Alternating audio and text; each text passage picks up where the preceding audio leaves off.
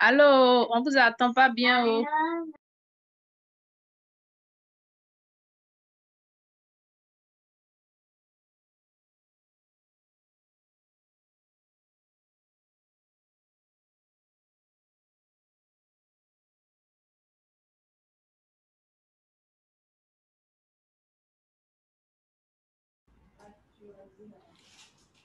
Vous me recevez?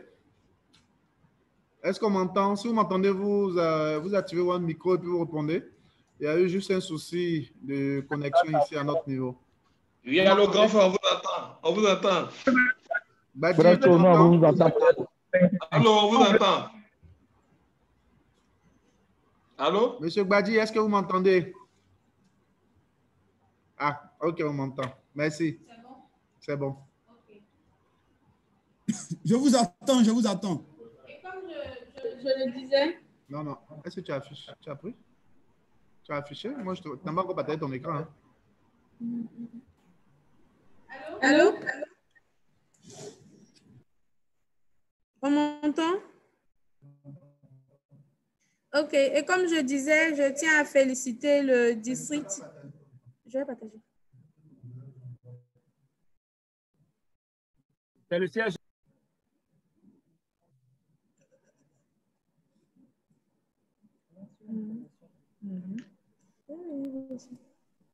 Et comme je disais, est-ce qu'ils sont là? Là, Serge Kaniasso est là. Kaniasso est là. Super. Bokla est là. Sassandra est là. C'est super. Ok. Et donc, comme je disais, je tiens vraiment à féliciter le district de Kaniasso parce qu'il a vraiment compris la directive et le mode de rapportage dans la base de données. Voilà. On va passer rapidement au dernier indicateur. C'est le dernier. On fait un dernier. PNLS ou bien PNLP? Non, PNLP, on peut continuer. C'est ça, c'est ici qu'on a l'échange. C'est ici on a l'échange. Si les gars ne comprennent pas le truc, ils peuvent intervenir. Show level 7. Il a fait 7. Point radius. Show label là. Je fais 7. L'autre aussi, je fais 7. C'est bon? OK. Je choisis ma thématique rapidement.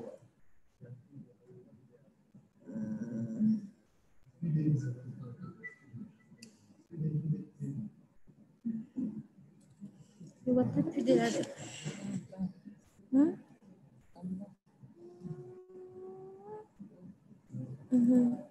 OK.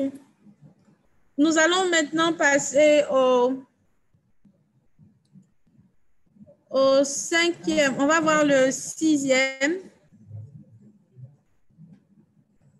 Le 6e qui concerne surtout les hôpitaux de référence. C'est bon, monsieur Noé? Je prends ça.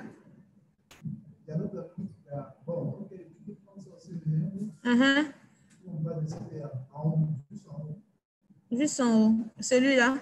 0,5. D'accord. Donc, on va prendre la cohérence numéro 5 pour le mois d'octobre toujours. Et je fais la mise à jour. Non, octobre.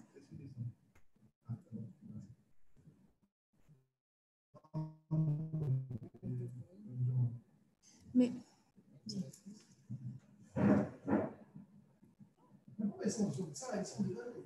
Pour cet indicateur-là, on constate que la majorité des districts...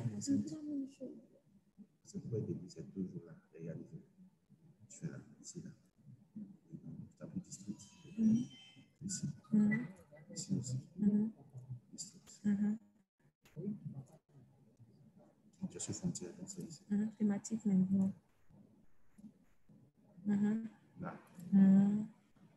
Région, je prends 17 ici. OK, d'accord. Voilà, voilà. OK. Vous m'entendez, ça va? Nous sommes là, nous attendons. On s'entend, on s'entend. Monsieur Noé, ils ne m'entendent pas.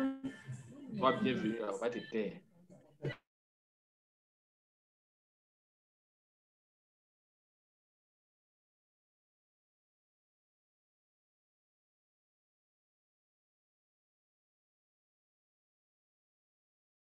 Maman, on t'entend, maman, on t'entend. Alors, il faut parler. Maman, il t'entend.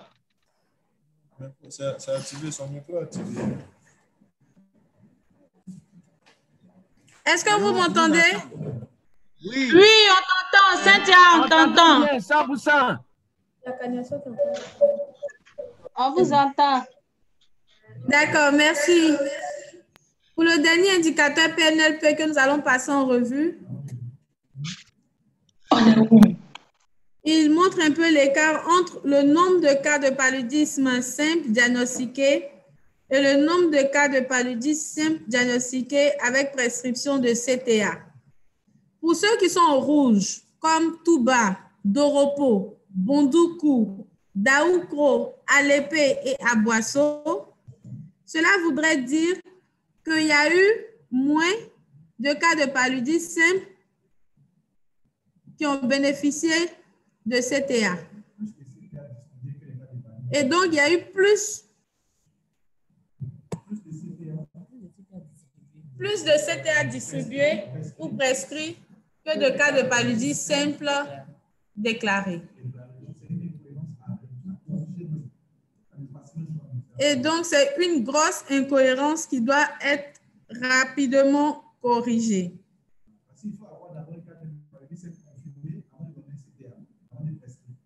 Eux, ils n'ont pas confirmé et puis ils ont donné les CTA. Donc, ça revient au contraire de ce que l'autre avait bien fait. Et donc, ceux qui sont au vert, c'est ceux qui ont véritablement respecté la directive.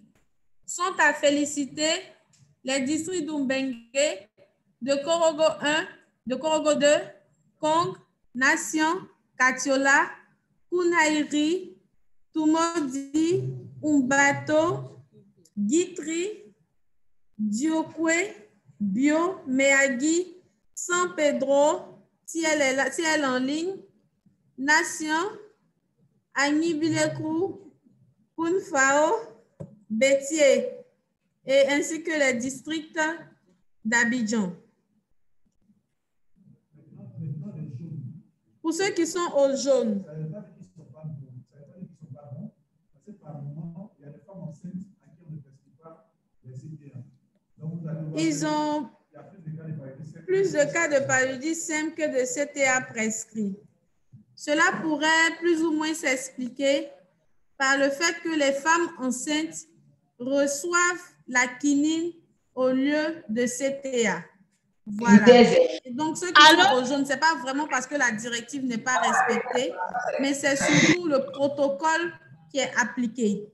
Et donc, eux aussi, ils sont à féliciter, mais aussi, ils doivent quand même vérifier au niveau des centres de santé pour voir s'il n'y a pas d'autres problèmes en dehors de la remise des CTH chez les femmes enceintes. Voilà. Est-ce qu'il y a des préoccupations pour ce qui concerne cette préoccupation? Gayo. Je ne t'entends même pas.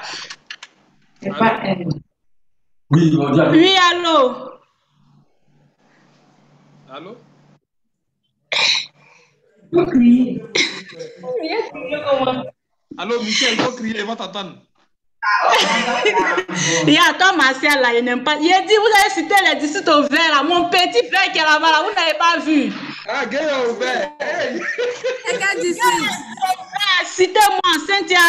Citez-moi là-bas, vert, on ne gagne pas, donc citez-moi. Gayo, le plus grand district de Côte d'Ivoire. Tu as félicité. C'est ça. Une fois que nous sommes au vert. Pour une fois que je suis au vert, quand même, ouais. Gayo, merci beaucoup. Félicitations à toi. Merci, merci. Allô? Félicitations à Gayo. Allô? Oui. Allô? Oui, oui, on vous entend. Oui, en fait, ce que je voudrais dire, c'est ce que Cynthia vient de dire. Au district sanitaire de Gagnois 1, l'écart est dû au enceinte qui ont la quinine. Voilà, donc, quand on va dans notre base, les commentaires même sont insérés là où ils ont été prescrites femmes enceintes. Donc, c'est ce qui fait la différence. C'est ce que je voulais dire. Et donc, comme elle a dit, qu'elle nous aussi, c'est déjà une bonne chose. Mais ça ne nous empêche pas de véritablement vérifier parce qu'il faut qu'on s'assure effectivement que la quinine a été donnée, que ce n'était pas un problème de rapportage. Mais ce qui nous a été rapporté, c'est ce que je viens de dire, qu'elle a souligné. Merci. OK. Merci, cher Badi. Allô? Ça va dans la partie de cohérence, on sait effectivement si c'est une femme enceinte qui a bénéficié ou pas. OK. Allons-y avec le. OK. Allô? Oui, allô? Allô? Oui? Oui, c'est Divo, il a parlé. Oui, Divo, vous parlez. Après ça, il y a Yao, c'est Yao Kwaku, non? Ouais, c'est Yao Kwaku. OK, vas-y. D'accord, merci beaucoup. OK. J'ai plusieurs préoccupations. Wow. En fait, moi, j'ai des soucis d'Internet ici. Je n'ai pas la connexion de façon permanente. Donc, j'ai dû vous abandonner un moment parce que je n'avais pas la connexion. C'est maintenant que la connexion est arrivée. Et en son temps, quand disons, l'activité a commencé, il a parlé des matrices de cohérence où il y avait le district de Divo qui avait une zone concernant la prévention du palu, le 07. Le centre, le CHR de Divo avait une donnée incohérente. Je voulais souligner que cette donnée incohérente, on a mis le commentaire dans le DHS2 pour dire que c'est parce que le mois précédent, les enfants qui étaient venus à la vaccination n'ont pas reçu de MILDA. Et donc, ils ont fait un rattrapage pour le mois d'octobre pour pouvoir donner les MILDA aux enfants qui sont venus à la vaccination. Donc, ceux qui n'avaient pas reçu les MILDA, lorsqu'ils sont venus dans le mois de septembre, sont venus dans le mois d'octobre et on leur a donné leur MILDA. Voici ce qui explique que les MILDA donnés aux enfants sont plus nombreux que les MILDA que les enfants reçus à la vaccination. Maintenant, revenant sur disons, sur l'écran, le district de Divo est en jaune. Effectivement, il s'agit des femmes enceintes qui n'ont pas pu avoir les CTA parce qu'elles sont au premier trimestre de leur grossesse. Donc, c'est ce que je voulais dire. Merci beaucoup. OK. Merci, Divo. Merci à tous. Allô? Nous allons passer. Seguela demande la parole. Seguela, prends la parole. Merci beaucoup. Je vous remercie. Depuis, je suis en train de suivre, je ne parle pas. Mais en fait,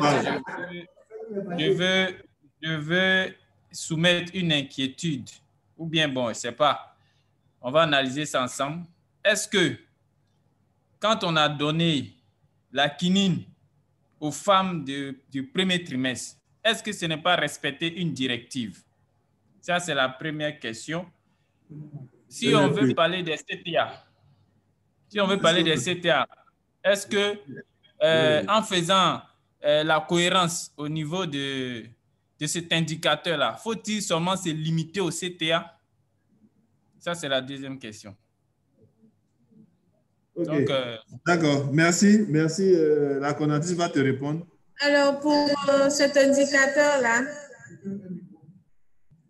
il faut dire que dans tous les cas, il n'y a pas d'incohérence pour les femmes enceintes. Je m'explique. Dans le rapport SIC, c'est écrit CTA prescrit. N'est-ce pas? Est-ce que Seguela est là? Seguela écoute, Seguela est là. OK, c'est écrit cas de paludisme simple avec prescription de CTA. Oui, d'accord? Et ici, on comptabilise tout le monde. que ce soit les femmes enceintes, que ce soit les patients qui ont bénéficié de CTA au niveau de la structure ou qui ont bénéficié d'un traitement hors de la structure. Et quand on arrive au niveau des femmes enceintes, qui est un sous-ensemble de l'ensemble, parce qu'ici, on n'a pas vraiment fait la distinction.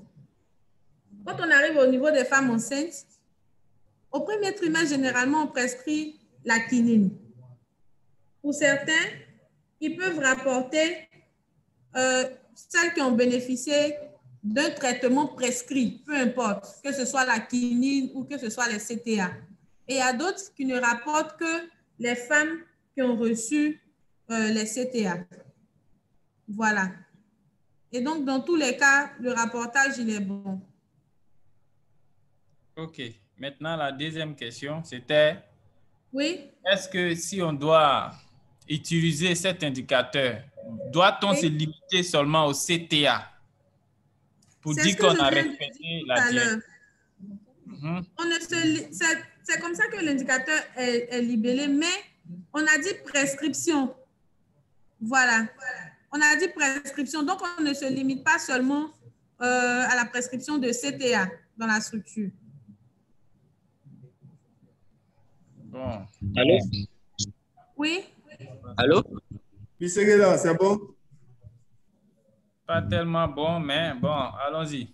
Allô? Vas-y, non. Attendez, s'il vous plaît. On lève ton incompréhension. Non, ce n'est pas une incompréhension. En fait, pour moi, l'indicateur où on a parlé de les gouttes épaisses et les TDR, je crois qu'on a fait une addition. Gouttes épaisses et TDR.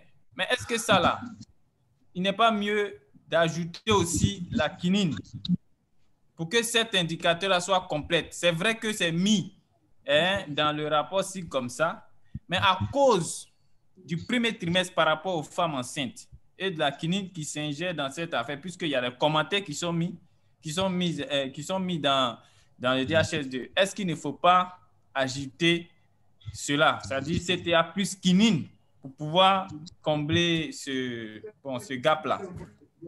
D'accord, je pense que votre préoccupation a été prise en compte dans le nouvel outil de rapportage. Sinon, comme je l'ai dit, pour le rapport SIG, c'est plus la prescription à ce niveau-là. Voilà. Merci beaucoup, Seguin. Allô? Okay. Super. Allô?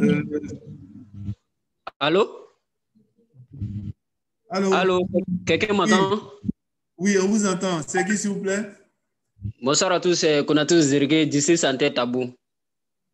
D'accord. Donc, avant que tu n'interviennes, je pense qu'il est 16h45 et bientôt, ce sera la fin de la télé. Donc, ce sera le dernier intervenant, la fin, pardon, de la journée.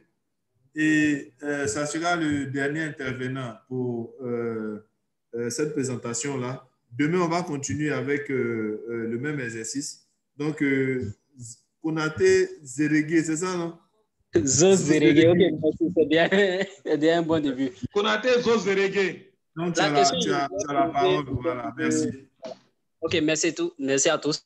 Je voulais savoir, est-ce que dans les indicateurs, au niveau du calcul des indicateurs, est-ce qu'on tient compte effectivement des commentaires qu'on met dans la base DHS2? Et puis également, avoir un peu l'expérience de ceux qui sont en vert. Si je peux avoir au moins quelqu'un qui est en vert qui puisse nous expliquer un peu comment il fait pour être toujours en vert, en fait. Merci. Donc, merci Konaté. Donc, il demande, est-ce que les commentaires sont pris en compte dans cet exercice? Et puis, un partage d'expérience pour tous ceux qui sont en vert là. Si quelqu'un peut prendre la parole exceptionnellement pour lui expliquer un peu comment il fait pour se maintenir en vert. C'est bien ça, mon cher ami? Oui, c'est ça, c'est ça. OK, Guitry est dans la salle.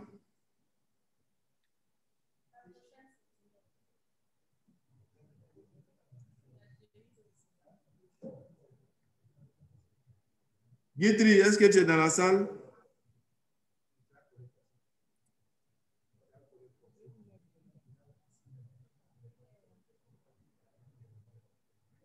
Ok, nous là, j'ai compris. Je t'envoie tout à l'heure. Guitry est dans la salle, mais là, elle a un problème de connexion. Mais tu es là? Oh non.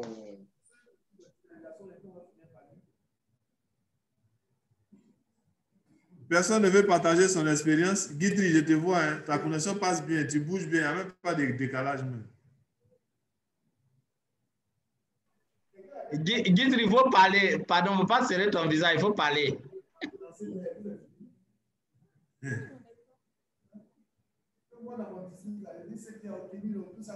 Odile, pardon, vous parlez un peu, pardon. Odile, pardon.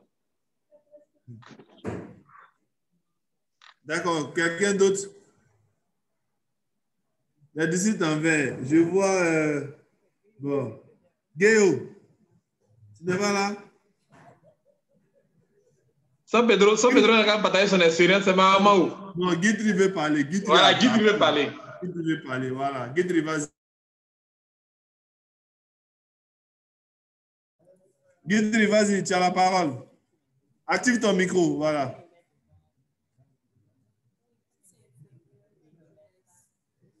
Je ne t'entends pas, Guitry. Active ton micro. Guitry, il faut activer ton micro. Elle n'est pas la seule. Si elle n'est pas là, il n'y a pas quelqu'un d'autre.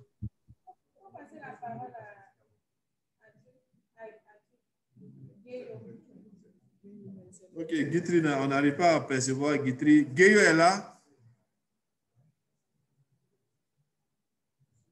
Guéo. Ok. Guitry n'est pas là. Et Miyagi aussi n'est pas là. Ils ont coupé le courant à Miyagi. On ne l'entend pas, on n'entend pas Guitry.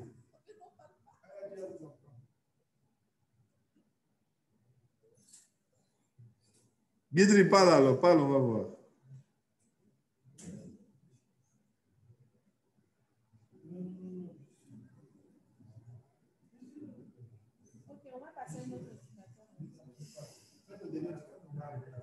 Ok, d'accord. Donc, je vais passer la parole à la coordinatrice. Et puis, voilà, on vous revient tout à l'heure. Merci. C'est dommage qu'on n'ait pas pu avoir de partage d'expérience pour les districts en vert, mais ce n'est pas bien grave. Je pense que chacun aura l'occasion de partager son expérience une prochaine fois. Nous allons de ce fait présenter le dernier indicateur pour le PNLP de la journée. Je retourne au niveau de mathématiques.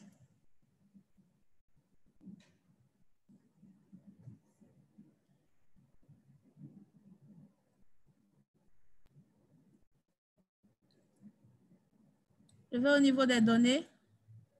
Monsieur Noé, tu as dit de prendre quoi? Les cas de paludisme grave et les cas de paludisme grave hospitalisés. C'est le 0,6. Hein. Cohérence 6. OK. Pour cet indicateur-là, nous avons la cohérence entre, ou bien l'écart entre le nombre de cas de paludisme grave diagnostiqués en consultation curative et le nombre de cas de paludisme grave hospitalisés. La directive nous dit que tous les cas de paludisme grave doivent être hospitalisés. Autrement, ce n'est pas un cas de paludisme grave. Et ceux qui sont au rouge ont moins de cas de paludisme grave, ont plus de cas de paludisme grave et moins sont hospitalisés. Ils ont hospitalisé plus que diagnostiqués. Ça veut dire qu'il y a des patients qui ne sont pas passés en consultation, mais qui ont été directement hospitalisés. Et pour ceux qui sont au jaune, cela représente le nombre de cas de paludisme grave qui est supérieur au nombre de cas hospitalisés. Et donc, ce n'est pas tous les cas de paludisme grave qui ont été hospitalisés. il revient alors de se poser la question de savoir est-ce que c'est véritablement un cas de paludisme grave. S'il y a des GD qui sont connectés, il faudrait qu'ils nous disent un peu comment est-ce que ce rapportage-là, il est fait au niveau de leurs hôpitaux de référence. Je cite entre autres le district de Monkono, le district de Kani, de Vavois, de Issia, de Bongolo, de Minignan, Madinani, Wongolo-Dougou, Transua, Aboisseau, Tiapou, Meyadiake, qui sont au jaune.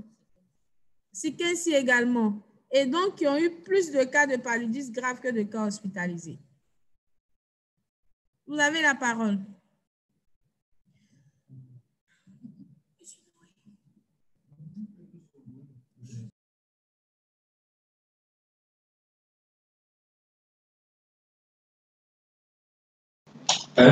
Je suis de retour, j'étais avec le DD. Guéa de retour.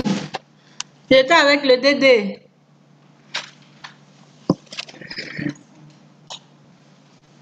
Tout le monde est bobo là.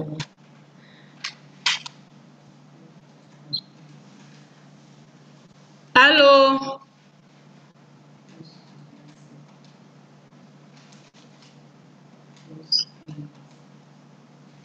Allô, on vous entend, on vous entend. Oui, Guéo, je suis de retour.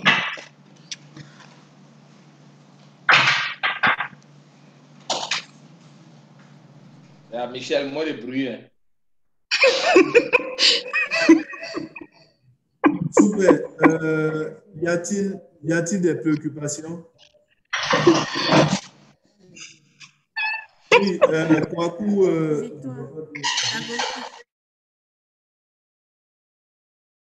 Merci bien. Excusez-moi de vous avoir pris en retard.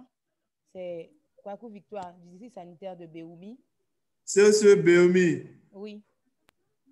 En fait, parle un peu fort, on t'entend pas bien. À notre niveau, allô, ça va?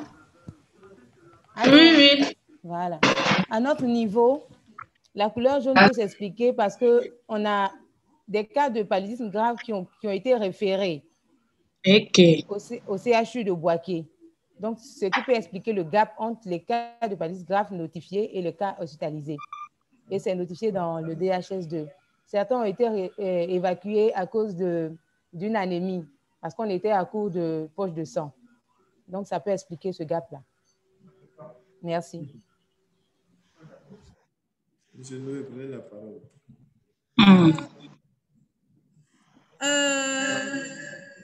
Attendez. Oui, on coupe chez nous. Oui, moi je coupe.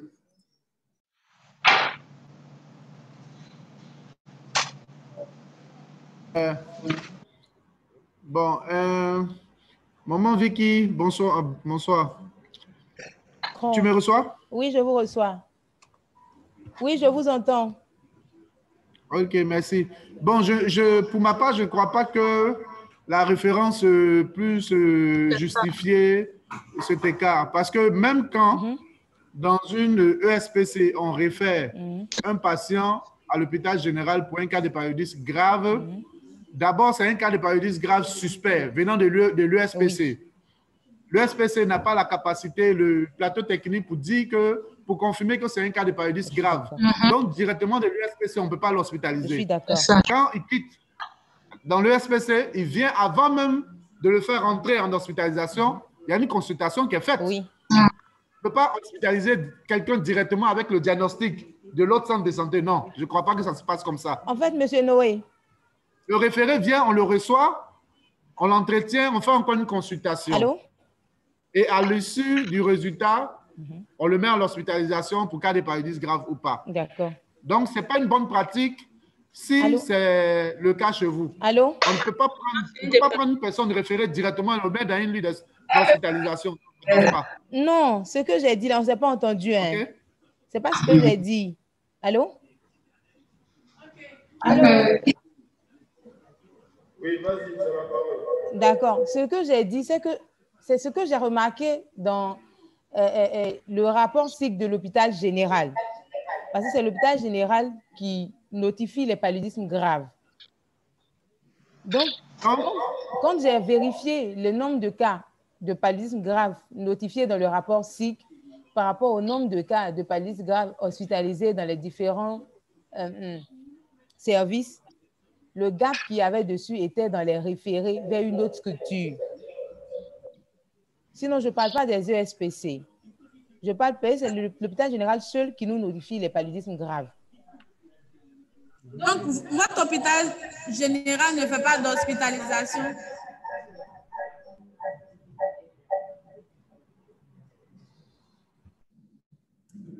Vis-toi, ton micro est coupé. Allô? Oui.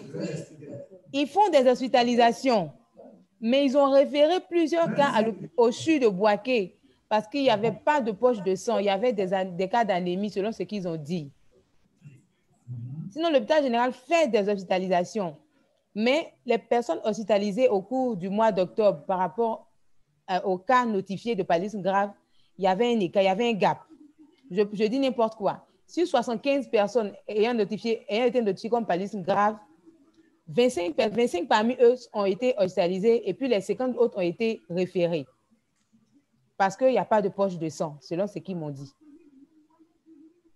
Voilà. Alors, pour ceux qui présentaient une anémie grave, c'est ce qu'ils nous ont dit. Surtout ceux de la pédiatrie. Sinon, alors, les ESPC... avant d'hospitaliser un patient, on ne prend pas la peine de faire les bilans? Si, ils font les bilans, ils font la goutte épaisse.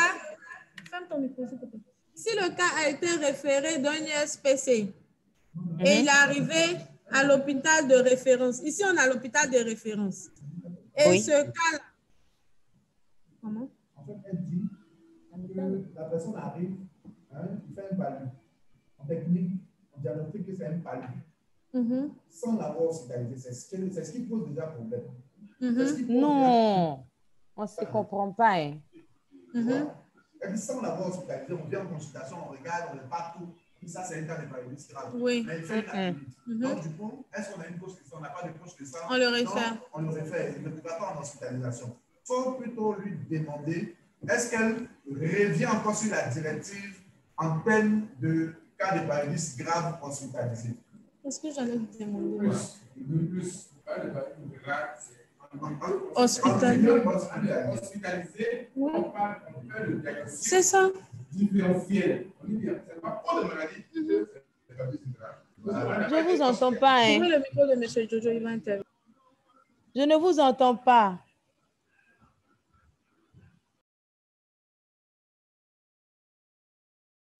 Allô, je ne vous entends pas.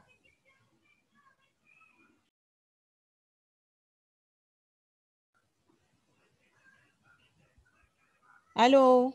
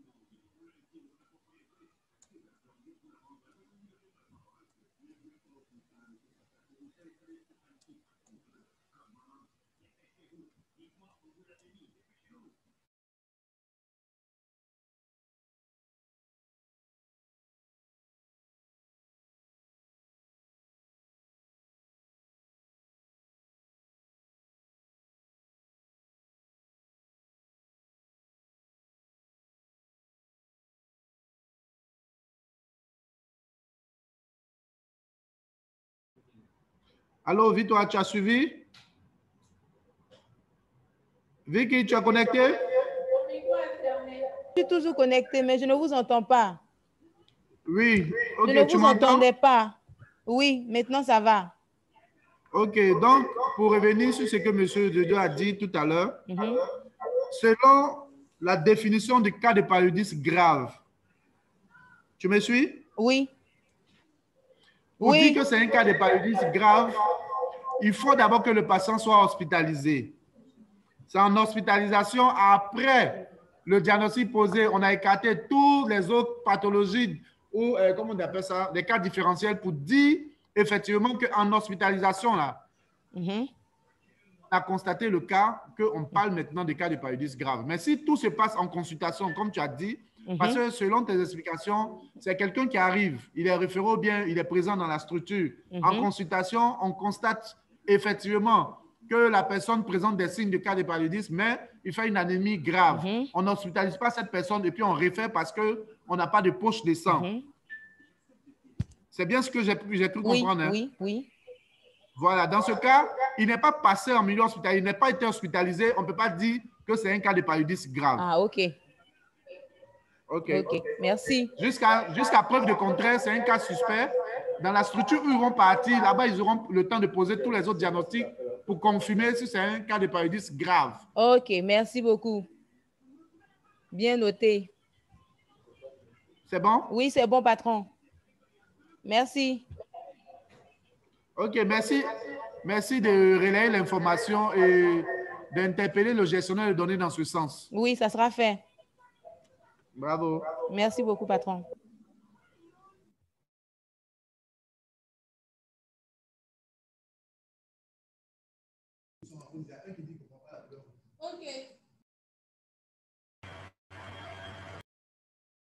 OK, dans le chat, il y a quelqu'un qui dit qu'il ne comprend pas la légende, les couleurs rouges. Rouge, on dit ici, tel que présenté, le nombre de cas de paludisme grave devrait être égal au nombre de cas de paludisme grave hospitalisés. Pratiquement retrouver cette personne en hospitalisation. Les rouges ici, c'est qu'on a les structures, bien les districts en rouge ici, ont déclaré plus de cas de paludisme grave hospitalisés que même des cas de paludisme grave diagnostiqués. Alors que pour passer à l'hospitalisation, il faut d'abord diagnostiquer le cas. Vous n'avez pas diagnostiqué le cas et puis vous hospitalisez. C'est sur quelle base? Voilà l'explication. Je crois bien que c'est Chakoul qui disait qu'il ne comprenait pas. C'est bon pour Chakoul? Il y a plus de cas hospitalisés dans la structure en termes de cas de paludisme grave que même de cas de paludisme grave déclarés pour la même période. OK, c'est compris. C'est compris. C'est compris, merci beaucoup. C'est bon, Chakoul? Voilà, il a 18. J'ai compris, merci beaucoup. OK, c'est fini. C'est fini pour moi.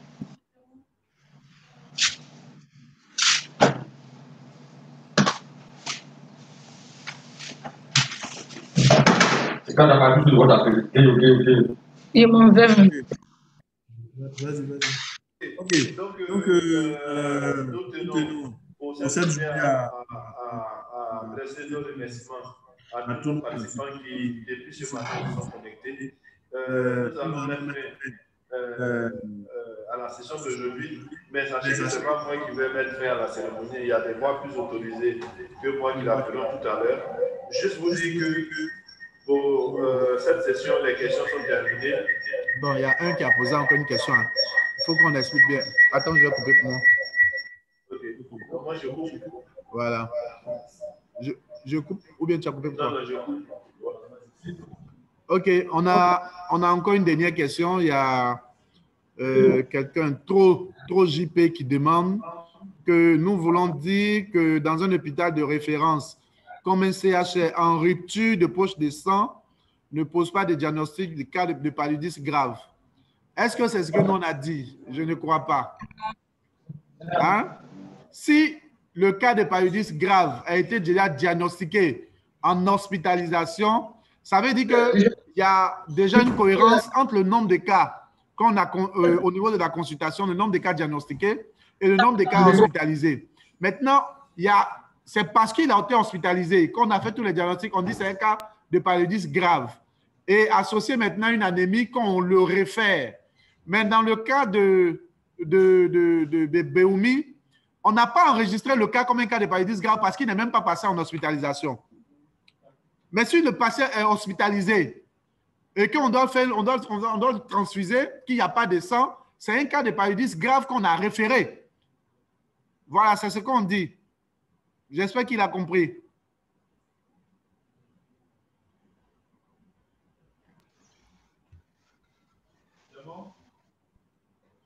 Il dit bien compris.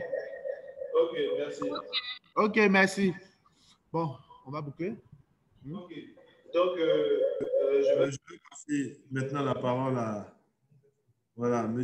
Noé pour la suite. Merci beaucoup. Et à demain.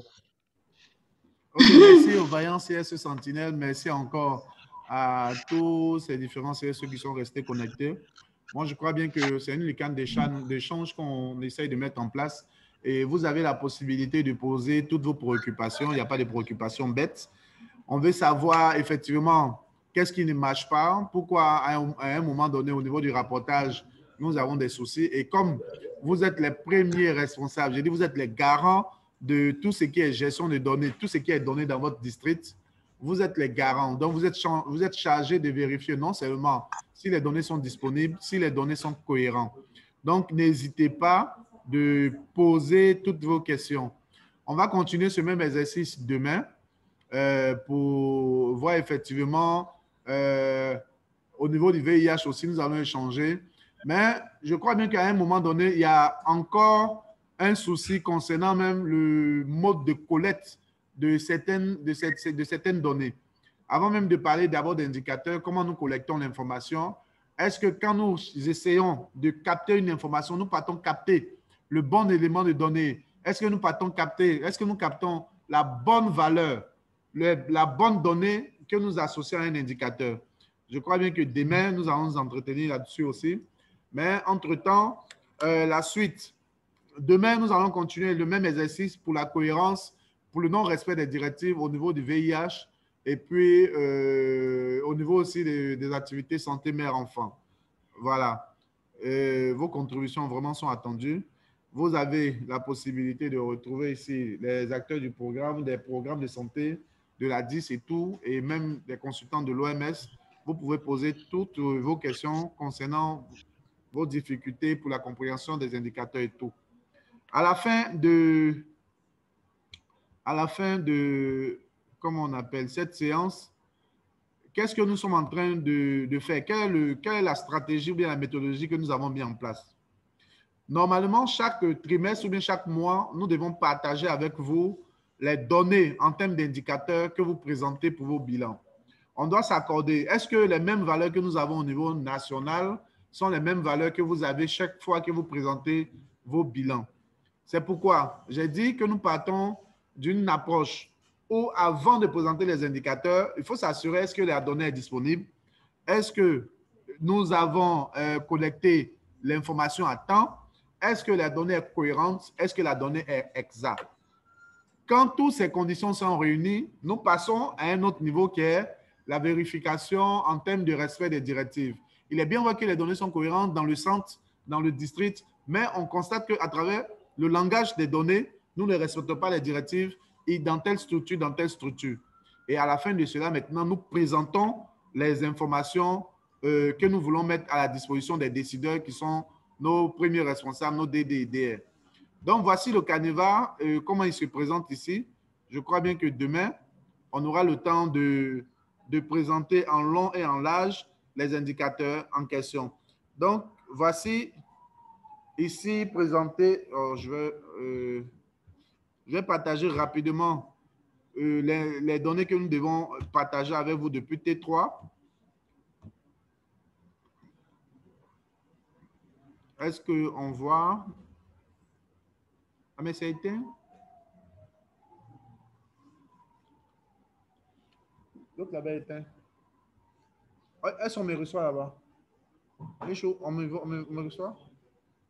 On me reçoit? Voilà. Donc, voici la matrice, par exemple, au niveau du VIH que nous allons partager avec vous chaque fin du mois ou bien chaque trimestre. Comme vous le voyez ici, nous sommes au niveau du VIH et voici les indicateurs tels que présentés. Au niveau du VIH, nous avons effectivement 4 thématiques Et à sortir de cela, nous avons la cascade des soins que nous allons mettre aussi à votre disposition. Je tiens à vous informer que le spectrum, les données du spectrum, les estimations des PPVIH seront importées dans le DHS2 et cela sera aisé pour que vous puissiez calculer vos 3,90. Donc, ici, nous avons le district, je suis sur les IST, les indicateurs que nous avons captés. Pour les IST, nous avons la région, le district, la population 2020 sur lesquelles nous allons faire nos analyses. Et comme ce sont les IST, nous captons plus les adultes ou bien les personnes de plus de 15 ans. Donc, nous avons aussi la population des personnes de plus de 15 ans dans ce fichier. Nous sommes allés d'une simple approche où nous avons d'abord le nombre de structures qui ont rapporté pour la thématique, le nombre de structures qui ont notifié d'abord au niveau de la consultation générale dans la structure. Nous avons eu combien de structures dans le district? Nous avons eu combien de structures qui ont rapporté pour le mois en question ou bien pour le trimestre? Nous avons une valeur. Parmi toutes ces structures qui ont rapporté, il y a combien de structures qui ont rapporté effectivement des activités ou bien des données sur les IST? Quand je regarde, je peux faire la part. Par exemple, dans la région d'Abidjan 1, je me rends compte que toutes les structures qui ont rapporté, nous avons 138 structures qui ont rapporté des données dans le DHS2. Et parmi ces 138 structures, il y a 103 qui ont rapporté des informations sur les IST, soit un taux de 74%. Ici, ça peut nous donner encore une autre analyse. Quelles sont les structures? Ça peut nous amener à pousser encore vers une autre analyse pour savoir quelles sont les structures dans ce mois-là en consultation qui n'ont pas diagnostiqué de cas de IST. Est-ce que ce sont les mêmes structures? Est-ce que la structure mène effectivement cette activité? Ça nous permet déjà de voir une certaine complétude même en termes de compliance. OK? Et puis, nous orienter aussi dans nos supervisions. Pourquoi dans l'aide de santé, c'est toujours cette structure-là qui n'a jamais eu de cas de IST? Donc, on va pousser un peu nos enquêtes pour voir qu'est-ce qui se passe là-bas. D'accord. S'ils n'ont jamais eu de cas qui peuvent effectivement, à travers les registres, montrer que c'est parce qu'on n'a pas de patients ici et qu'on a des patients de l'autre côté, on peut comprendre. À partir de cela, maintenant, nous avons nos indicateurs traditionnels tels que la complétude, la promptitude. Et puis maintenant, nous entrons dans les données. Nous avons le nombre de personnes qui ont, le nombre de consultants qu'on a eu dans la structure. Le nombre de consultants sur les moins de 15 ans, sur les plus de 15 ans, et puis le total au niveau des consultants, des consultations plutôt. Donc, c'est les consultants, voilà. À partir de là, quelles sont les pathologies en termes d'IST? Quels sont les types d'IST que nous avons recensés? Nous avons ces informations par tranche d'âge et nous avons le cumul au niveau du district. Donc, à partir d'ici, quand on vous remet ce fichier, vous avez toutes vos informations concernant les IST et à la fin de ce fichier, nous avons calculé, mais je vous dis déjà que ce fichier tel que présenté est paramétré aussi dans le DHS2. Vous pouvez faire la mise à jour, partez prendre le favori, vous avez toutes vos informations sur les IST. Au même titre qu'on a les détails, on a aussi calculé les indicateurs qui nous intéressent, sinon du moins ce qui intéresse le programme concernant les IST. Nous avons le nombre total des IST chez les adultes. Nous avons la proportion des écoulements génitaux sur l'ensemble des IST que nous avons eus. Nous avons les différentes proportions et à la fin, nous avons le taux de morbidité proportionnel pour les IST en consultation. Ça veut dire que sur toutes les pathologies que nous avons enregistrées en consultation, quelle est la part des IST? Et cela est calculé. À partir de là aussi, puisque nous avons les données de population, nous avons aussi les incidences que nous avons eues de façon mensuelle ou bien de façon trimestrielle pour les IST. À partir de cela, nous avons la cohérence dans le temps. Nous avons la cohérence dans le temps que nous avons aussi mis. Vous téléchargez vos fichiers, vous pouvez faire votre analyse pour savoir effectivement au T3 de cette année, moins, par exemple, vous comparez le T3 de cette année par rapport au T3 de l'année précédente. Si c'est le mois de janvier que vous avez pris, vous comparez aussi les données de janvier de cette année par rapport à N-1. Et vous avez toutes ces valeurs en termes de proportion. Est-ce qu'il y a une tendance? Pourquoi dans cette structure on a eu plus de cas cette année, alors que les 3 dernières années, on avait moins de cas. Ça va vous aider dans votre enquête épidémiologique pour savoir effectivement qu'est-ce qui se passe dans la localité. Donc, comme je vous dis, c'est paramétré textuellement dans le DHS2 et demain, on va vous donner la main pour pouvoir télécharger cela chaque fois. C'est le même exercice que nous avons fait pour les CD. En un coup, vous avez toutes vos informations, les informations que nous captons le plus souvent. Pour les IST et pour les activités de conseil de dépistage, c'est la même chose. Nous avons les populations estimées en termes de spectrum qui est paramétré aussi, qui est là. Nous avons la proportion de structures qui ont rapporté toutes les activités. Et parmi toutes ces activités, il y a eu combien de structures qui ont rapporté des activités, qui ont rapporté des données sur les IST. Et nous avons une proportion. Pourquoi c'est à 100% dans un district? Pourquoi ce n'est pas à 100% dans un autre district? Donc, c'est le même chemin que nous avons eu. Ici aussi, nous avons en même temps la cohérence, les taux de cohérence tels que présentés ici par les CSE Sentinelle pour chaque site, pour chaque district. Donc, dès qu'on tire cela chaque mois, vous avez en même temps les différents résultats. Voilà la feuille ici, je l'ai fait pour la PTME, pour les données de PEC et tout et tout. Donc, à la fin, sans trop vous fatiguer, vous avez vos différentes proportions. La proportion des personnes dépistées, la proportion des personnes conseillées hors PTME, tout et tout. Vous avez les écarts entre, comment on appelle ça? Vous avez vos données en termes de nombre de personnes dépistées pour le VIH d'une année à une autre.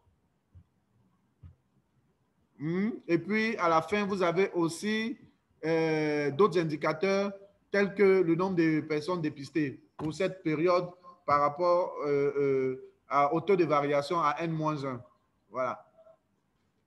Tel que présenté, vous avez tous vos indicateurs déjà calculés et c'est disponible dans le DHS2. Voici, pour ne pas prendre assez de temps, on aura le temps de parcourir ce fichier demain, faire l'extraction directement du DHS2 puis aller présenter lors de nos différents ateliers. Et comme je vous ai dit aussi, vous pouvez présenter ça sur CAT. Vous pouvez présenter aussi ces mêmes indicateurs sur graphique à partir du DHS2. Voici ainsi ce que je voulais présenter pour attirer votre attention pour que demain encore vous soyez nombreux à ce que nous puissions échanger sur les données sanitaires.